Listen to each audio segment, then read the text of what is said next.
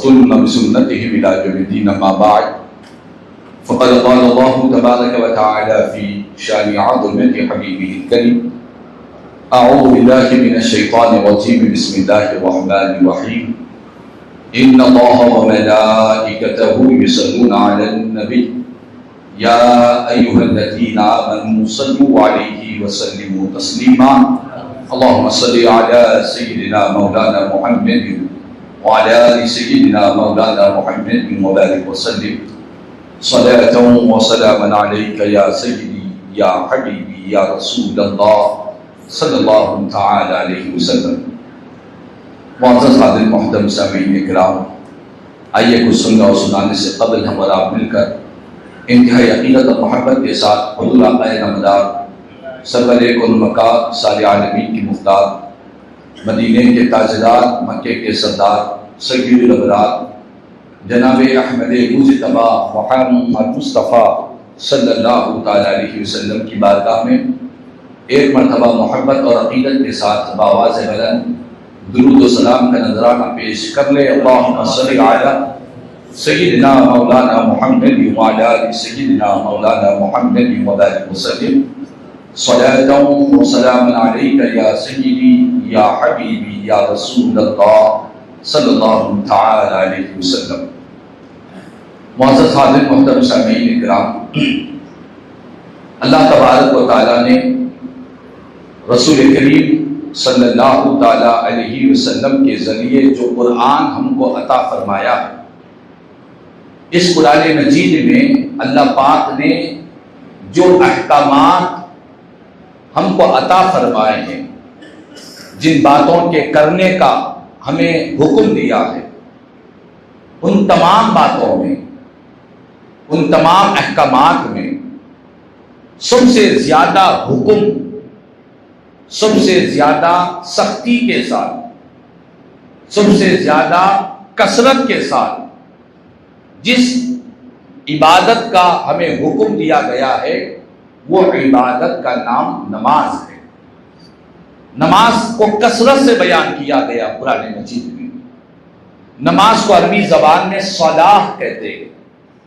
آپ جب قرآن مجید کھولیں گے، قرآن مجید کھول کر پڑھنا شروع کریں گے، بار بار آپ کو کلمہ صلاح کا تذکرہ ملے گا، نماز کا ذکر ملے گا، نماز کا تذکرہ ملے گا، نماز پڑھنے کا حکم دیا جائے گا، نماز پڑھنے والوں کی فضیلتیں بیان کی جائیں گی، نماز پڑھنے والوں کے مقامات بیان کیے جائیں گے. بار بار کثرت کے ساتھ صلاح یعنی نماز کا ذکر ملے گا. یہ بار بار کیوں دیا جا رہا ہے؟ کثرت کے ساتھ ایک ہی مرتبہ یا دو مرتبہ یا تین مرتبہ اگر اللہ پاک نماز کا حکم دے دے تب بھی وہ ہمارے لیے فرض ہے، اہم ہے.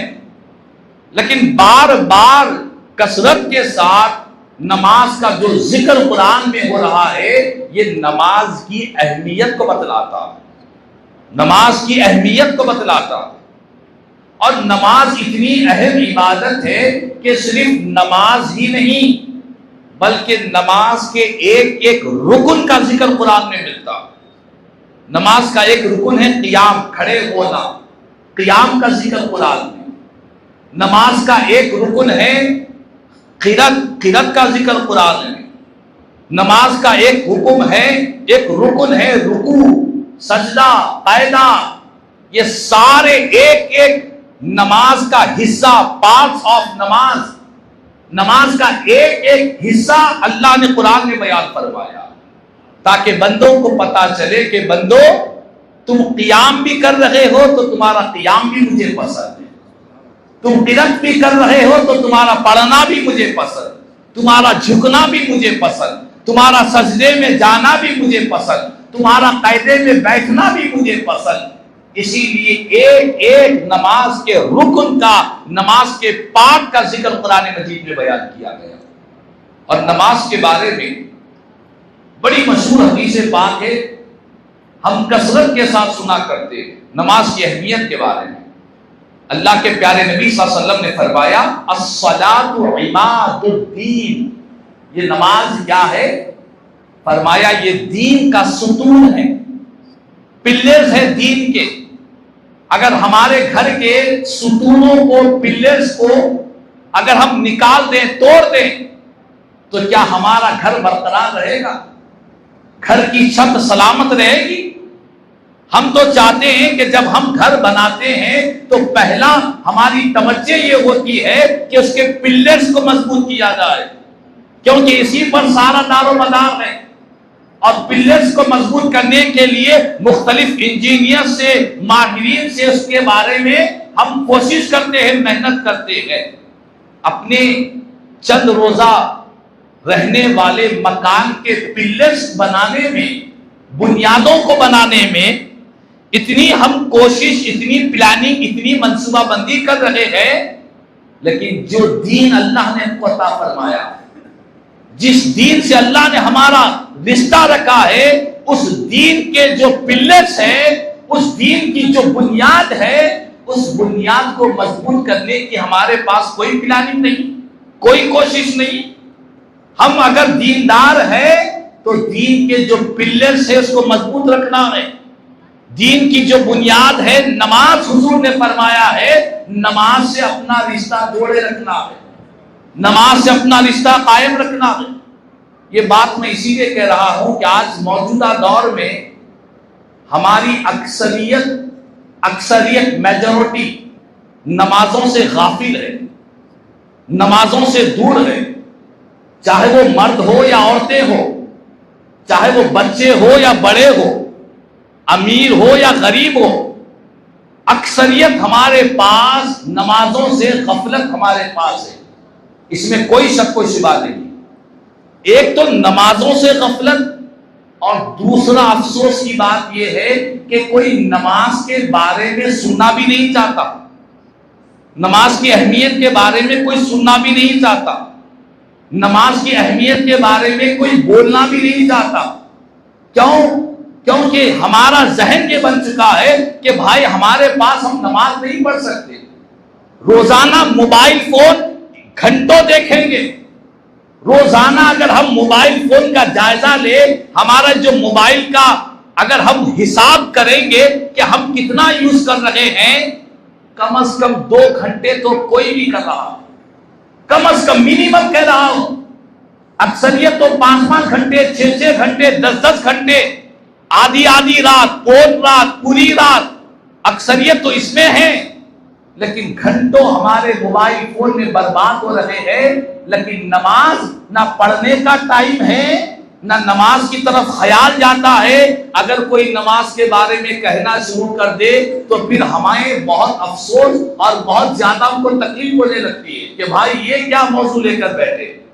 میں جانتا ہوں مختلف مقامات پر ہم جاتے ہیں، جلسے ہوتے ہیں، پروگرامز ہوتے ہیں، چاہے وہ میلاد النبی کا ہو، چاہے وہ محرم الحرام کا ہو، کہیں پر بھی اگر نماز کی بات چھیڑ کی جائے تو پھر سننے والوں کی کیفیت بھی بدل جاتی ہے، کرنے والوں کا موڈ بھی بدل جاتا ہے۔ نماز کے بارے میں آج ہمارا معاشرہ بہت بہت بہت دور ہوتا چلا جا رہا ہے۔ لیکن یاد رکھ لے، کوئی دنیا میں کوئی کہے یا نہ کہے آپ کو نماز کے بارے میں، کوئی خطیب، کوئی واعظ، کوئی مقرر، کوئی مبلغ، کوئی بھی آپ کے سامنے نماز کے بارے میں کہے یا نہ کہے، لیکن خالق کا کلام قرآن بار بار نماز کے بارے میں حکم دے رہا ہے، اللہ کا کلام بار بار حکم دے رہا ہے۔ ہم مٹ جائیں گے، ہم ختم ہو جائیں گے، لیکن قرآن کبھی مٹنے والا نہیں ہے۔ قرآن نماز کا ذکر کر رہا ہے، قرآن نماز پڑھنے والوں کی تعریفیں بیان کر رہا ہے، قرآن نماز نہ پڑھنے والوں کے لیے وعیدیں بیان کر رہا ہے۔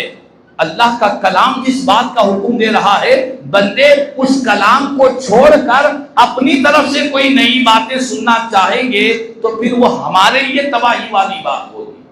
ایک حدیث پاک ہے، اللہ کے پیارے نبی صلی اللہ علیہ وسلم فرماتے ہیں جو شخص بے نمازی ہوگا، نماز نہیں پڑھے گا، دنیا میں نماز نہیں پڑھ رہا ہے، دنیا میں ہیلے مختلف ہے، کاروبار کا، تجارت کا، دکانداری کا، بزنس کا، جو بھی اس کے ہیلے اس کے ساتھ، کو جو بے نمازی ہوگا، حضور فرماتے ہیں کل قیامت کے دن کس کے ساتھ ہوگا؟ بے نمازی، فرمایا حضور نے، وہ فرعون کے ساتھ میں رہے گا، हारून कामान के साथ में रहेगा, शद्दाद के साथ रहेगा, उबई बिन खल्फ और अबू जहल के साथ में होगा। ये कौन है? फिरौन, कामान, ये उबई बिन खल्फ, ये शद्दाद, ये अबू जहल, ये कौन लोग हैं? क्या ये अल्लाह के प्यारे बंदे हैं? ये अल्लाह और उसके रसूल के बागी बंदे हैं। ये खुदा जिनसे सख्त नाराज है, ये वो अल्लाह के नाफरमान बंदे हैं जिनकी तबाही दुनिया देख रही है, जिनकी ये हलाकत है। फरमाया बेनमाजी क़यामत के दिन इन दुश्मनाने खुदा के साथ में जमा किए जाएंगे। अल्लाहु अकबर। हम दुनिया में कोई कमजोर पार्टी है, कमजोर पार्टी के साथ खड़े रहकर फोटो लेना पसंद नहीं करते कि भाई ये कमजोर पार्टी है, इसके साथ रहेंगे तो बवाले जान बच जाएगा, हमारे लिए नुकसान हो जाएगा। खाली एक कमजोर पार्टी के साथ एक इमेज, एक फोटो खींचना हम पसंद नहीं करते, तो क़यामत के दिन फिरौन के साथ, कामान के साथ, नमरूद के साथ, शद्दाद के साथ, उबई बिन खल्फ के साथ, ये तो अल्लाह उसके रसूल के बाकी लोग हैं, उनके साथ रहना हमें कैसे पसंद होगा? उनके साथ कैसे रहेंगे? फरमाया जो बेनमाजी है क़यामत के दिन अल्लाह उसके रसूल के दगाबाज और जालिमों के साथ में रहेंगे। अल्लाहु अकबर। और फरमाया जो नमाजी होंगे वो किसके साथ होंगे? फरमाया जो नमाजी होंगे वो नबियों के साथ में रहेंगे, वो सिद्दीकीन के साथ में रहेंगे, वो शुहदा के साथ रहेंगे।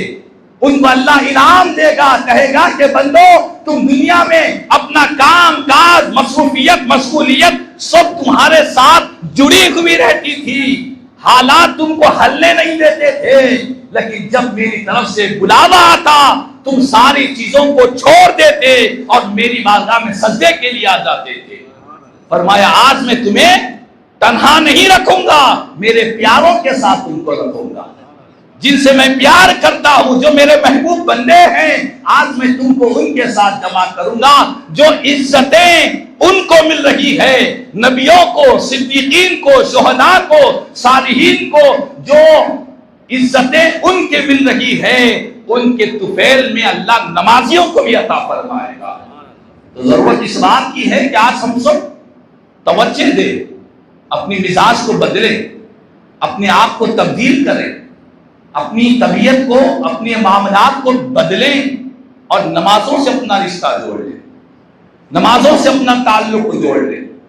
हदीस पाक है, हुजूर फरमाते हैं अस्सलातु नूर, नमाज क्या है? फरमाया नमाज नूर है, नमाज नूर है, रोशनी है। अगर तुम रास्ते से गुजर रहे हो, अंधेरा हो, तो कहीं भी गिर सकते हो, किसी भी गड्ढे में हलाक हो सकते हो। अगर तुम्हारे पास नूर है, रोशनी है, बैटरी है, तो फिर तुम देखोगे यहां गड्ढा है, यहां हलाकत है, तो तुम नमाज की बरकत से गुनाहों के गड्ढों से अपने आप को बचा लोगे, गुनाहों के गड्ढों से बचाओगे। और शारही फरमाते हैं कि जो बंदा नमाज पढ़ता है, नमाज से जो नूर पैदा होता है वो कहां कहां होता है? फरमाया कि नमाज पढ़ने वाले का दिल रोशन हो जाता है, नमाजी का दिल रोशन हो जाता है। हुजूर फरमाते हैं कि नमाज नूर है, तो नमाज पढ़ने वाले का दिल भी रोशन होता है, नमाजी का चेहरा भी चमकने वाला होता है, नमाजी का चेहरा चमकता रहता है। और आगे उलमा फरमाते हैं कि सिर्फ चेहरा ही नहीं चमकेगा, सिर्फ उसका दिल ही रोशन नहीं होगा, जब नमाजी कब्र में जाएगा तो उसकी कब्र भी रोशन हो जाएगी, उसकी कब्र भी रोशन हो जाएगी। तन्हा गड्ढे में डाल दिया जाएगा, लेकिन नमाज पढ़ने वाला था, सारी कब्र अल्लाह रोशन करवा देगा, कब्र भी रोशन होगी। जब कब्र से उठेंगे, हशर के मैदान में रब की बारगाह में पहुंचेंगे, क़यामत के दिन नमाज हशर के मैदान में भी उसके लिए नूर बनकर पैदा हो जाएगी। तो जरूरत इस बात की है कि हम तमाम अपने आप को बदलें, नमाजों की पाबंदी करें। हुजूर फरमाते हैं कि जो नमाज को जानबूझकर छोड़ता है, आमदन छोड़ता है, غفلت سے نہیں، آمدن نماز کو چھوڑ رہا ہے، نماز پڑھنے کا ارادہ ہی نہیں، نیت ہی نہیں ہے۔ جو جان بوجھ کر نماز چھوڑتا ہے، حدیث کے الفاظ ہے من ترک الصلاۃ متعمدا فقد کفر، جو جان بوجھ کر نماز چھوڑتا ہے اس نے کفر کا کام کیا ہے۔ اللہ اکبر۔ یہاں پر علماء فرماتے ہیں کفر سے مراد یہ ہے وہ کافروں کے جیسا عمل کیا ہے، کفر کے قریب لے جانے والا عمل کیا ہے۔ اور یہاں تک کہ ہمارے جامع نظامیہ میں کتاب ہے اہل خدمات شرعیہ، اس کتاب میں یہ لکھا ہوا ہے کہ اگر کوئی نماز کو ہلکی سمجھتا ہے، معمولی سمجھتا ہے، نعوذ باللہ، نماز ہے بھائی، بعض لوگ نماز کے بارے میں بڑی لاپرواہی بھی کرتے ہیں اور نہیں پڑھتے ایک الگ بات ہے، اور بڑی بے باکی کے ساتھ اپنے نہ پڑھنے کا اعلان بھی کرتے ہیں۔ نماز کو ہلکی سمجھنے سے بندہ اسلام سے خارج ہو جاتا، کافر ہو جاتا ہے۔ نماز کو ہلکی نہیں لیا جا سکتا ہے، نماز کو معمولی نہیں سمجھا جا سکتا ہے۔ نماز نہ پڑھنا گناہ کبیرہ ہے، نماز کو ہلکی سمجھنا، اس کو معمولی سمجھنا نعوذ باللہ بندے کو اسلام سے خارج کر دیتا ہے۔ اور کئی ایسے لوگ ہیں جو نماز کے بارے میں اپنی جہالت کی وجہ سے ایسا تبصرہ کرتے ہیں، ان کی باتیں سن کر ایسا معلوم ہوتا ہے کہ شاید ہم نماز پڑھ کر گناہ کر رہے ہیں، نعوذ باللہ۔ نماز کو ہلکی سمجھتے ہیں۔ یاد رکھ لے جتنے اللہ والے گزرے ہیں، چاہے وہ امام اعظم ہو، چاہے وہ غوث اعظم ہو، چاہے وہ غریب نواز ہو، چاہے وہ بندہ نواز ہو، جتنے اللہ والے گزرے ہیں سارے اللہ والوں کی زندگی میں ملتا ہے انہوں نے کبھی ایک دن کی نماز کو بھی قضا نہیں فرمایا ہے۔ فرض تو فرض ہے، اللہ والوں کی زندگی ملتا ہے روزانہ رات میں 1000 رکعت نفل نماز ادا فرمایا کرتے ہیں۔ تو ضرورت اس بات کی ہے کہ آج ہم نمازوں کے بارے میں ہمیں غفلت والی زندگی سے بیدار ہونا۔ مصروفیتیں ہیں، مشغولیت ہے، کاروبار ہے، تجارت ہے، پڑھنا ہے، بیماری ہے، یہ جتنی باتیں ہمارے پاس ہیلے حوالے بہانے ہمارے ذہن میں دل و دماغ میں آتے ہیں، یہ ساری کی ساری بڑی ذمہ داری سے کہہ رہا ہوں، بڑی ذمہ داری سے یہ جتنے ہیلے حوالے ہیں، مصروفیت، مشغولیت، کاروبار، تجارت، نوکری، جاب، یہ ساری ہیلے حوالے شریعت میں یہ قبول نہیں کیے جائیں گے۔ اسلام میں ان ہیلوں کو قبول نہیں کیا جائے گا۔ کیوں نہیں کیا جائے گا؟ کہ جس وقت اللہ کے پیارے نبی اپنے صحابہ کرام کے ساتھ دشمنوں سے مقابلہ کر رہے ہیں، دشمن سامنے کھڑے ہوئے ہیں، ہاتھ میں برہنہ تلواریں لے کر کھڑے ہیں، دشمن کے سامنے مقابلہ ہو رہا ہے، کس کے لیے؟ اسلام کے لیے، اسلام کے لیے مقابلہ ہو رہا ہے، تب بھی ان کے لیے نماز معاف نہیں کی گئی، تب بھی ان کے لیے نماز معاف نہیں کی گئی۔ یہ نہیں کہا گیا کہ تم اسلام کے لیے جنگ کر رہے ہو آج تمہارے لیے نماز معاف ہے، نہیں، بلکہ قرآن میں اللہ نے آیتیں نازل کی کہ ایسے حالات میں جب دشمن تمہارے سامنے ہو اور تم اسلام کے لیے لڑ رہے ہو، ان حالات میں نماز کیسے ادا کرے، نماز کا طریقہ اللہ نے ان کو بتلایا۔ نماز معاف نہیں ہوئی، نماز کا طریقہ بتلایا گیا جس کو صلاۃ الخوف کہتے ہیں۔ خوف کی حالت میں نماز کیسے پڑھے؟ صحابہ کرام ایک جماعت دشمن سے مقابلہ کر رہی ہے، ایک جماعت جا کر آدھی نماز پڑھ رہی ہے، پھر وہ پلٹ کر آ رہے ہیں، وہ دشمن سے مقابلہ کر رہے ہیں، پہلی جو جماعت نماز نہیں پڑھی تھی وہ جا کر اپنی نماز پڑھ رہے ہیں، پھر جو دوسری جماعت آدھی پڑھی تھی پھر یہ جا کر پوری نماز پڑھ رہے تھے۔ دشمن سے مقابلہ ہے، جان جانے کا اندیشہ ہے، اسلام کے لیے لڑ رہے ہیں، کلمے کے لیے لڑ رہے ہیں، تب بھی ان کے لیے نماز معاف نہیں کی گئی۔ میرے اور آپ کے ہیلے کہاں چلنے والے؟ میرے اور آپ کے ہیلے کی کوئی حیثیت، کوئی اوقات؟